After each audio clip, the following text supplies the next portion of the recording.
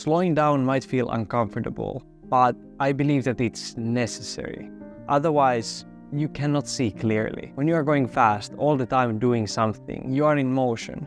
But are you feeling fulfilled? Do you need to be doing all these things? I believe that that is one of the biggest benefits from slowing down life, that you can pause, you can stop, take a break and reflect.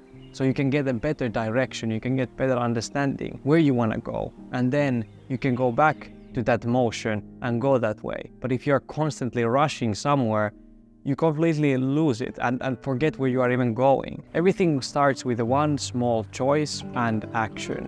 Even the smallest, most insignificant looking thing you can do to slow down your life can bring so many big benefits in the long run. It will create this ripple effect that little by little over time you will make big changes in your life. For you, this might be just looking out the window for a couple of minutes every morning. And once you realize how good that makes you feel, you want to do other things where you can slow down and connect with yourself. Each small action, it serves as a building block for something greater. Not every little thing itself is something huge. But when you build this on top of each other, you can create very, very big buildings, big changes. For me, this habit to read every day started by me deciding that I don't want to use so much technology every morning. I don't want to start my day like that. And then I thought some alternative things, what I could do then. And I realized maybe I could try reading. And I didn't jump immediately to some big goals of reading 52 books per year. It was just get some book, doesn't even matter which type of book it is, something that just looks good, and read a couple of pages every morning. And that's it. And now I have already read in the past few months so many books, so much more than in the past years, just because of this small change of swapping the phone to a book and those couple of pages per day. You can't be always better and get more things done than you did yesterday. The same as you cannot live more balanced and slow tomorrow as you did today. Sometimes you just cannot do that 1 hour workout or cook yourself a meal and eat it intentionally. It doesn't matter. So I guess kind of now going against the slow living mindset, but I believe that that is also part of slow living. That not every day you can perform it in the way that you would like to, because it shouldn't be some sort of performance. It should be also about self-acceptance. Good things take time, so be patient. It doesn't matter if today you didn't get so many things done, or today you were not living as slowly as you wanted. Today you didn't prioritize self-care and you did something else. It doesn't matter in the long run.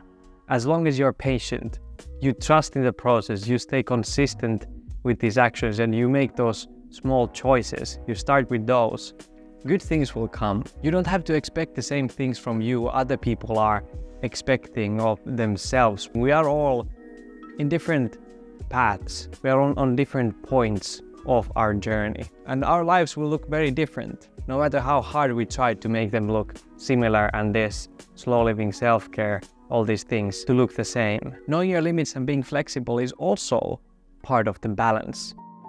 Something really important that I have realized the past year is that nature doesn't heal you if you don't let it heal you. Or other things. Meditation doesn't heal you, therapy doesn't heal you.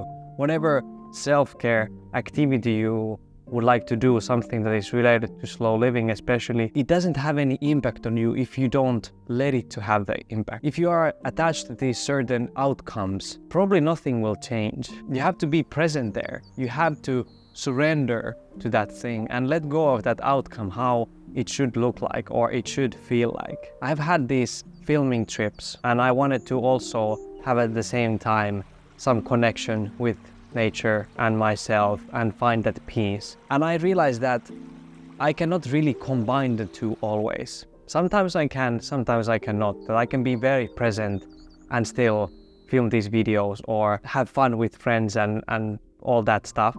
But many times I couldn't. And then I decided that I will not film because I will now prioritize self-care.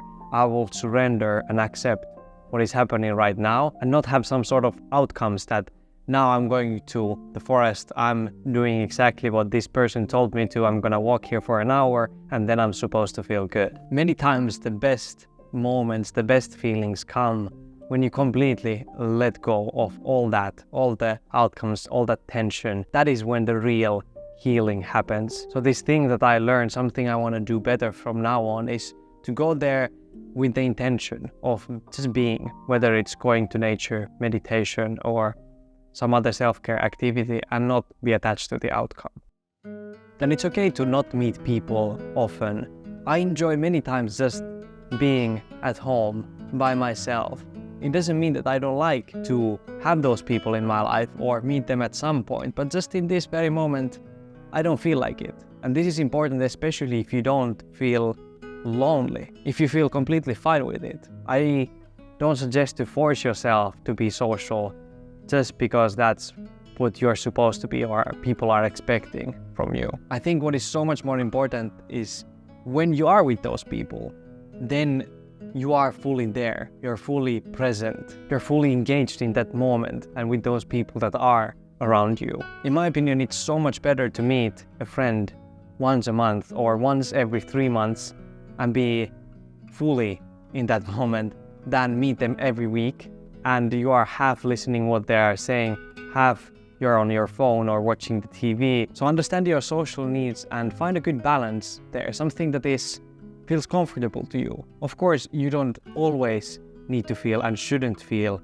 comfortable, because if you are, then just that comfort zone is constantly shrinking more and more, and then going out of your front door will feel very anxious to you. So sometimes you have to do something that isn't so nice, but in general, if you're not lonely, don't push yourself to situations that you don't want to be in. Drinking that tea at home alone is completely fine.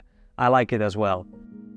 Sometimes you need to step aside from things that you like just to keep the balance. I've been posting a little bit less on YouTube now because I have had so many other things going on in my life, even though I like this so much and it's a passion of mine. But I realized that if I want to live slowly and simply feel good, I have to let something go. I have to prioritize a little bit. And I feel like I've been doing this so much that now let's a little bit shift the focus to something else and then come back to this. Otherwise, I might experience some sort of burnout if I'm trying to do everything at once. And now I'm enjoying doing this video, for example, very much. Life is so dynamic that many times things don't go as planned and you need to adapt to the things that are around you. Just remember to keep that self-awareness there of what is actually important to you and what isn't. Thank you so much for watching. Remember to stay kind and meaningful in your own beautiful journey. Here's another video for you to watch. See you there.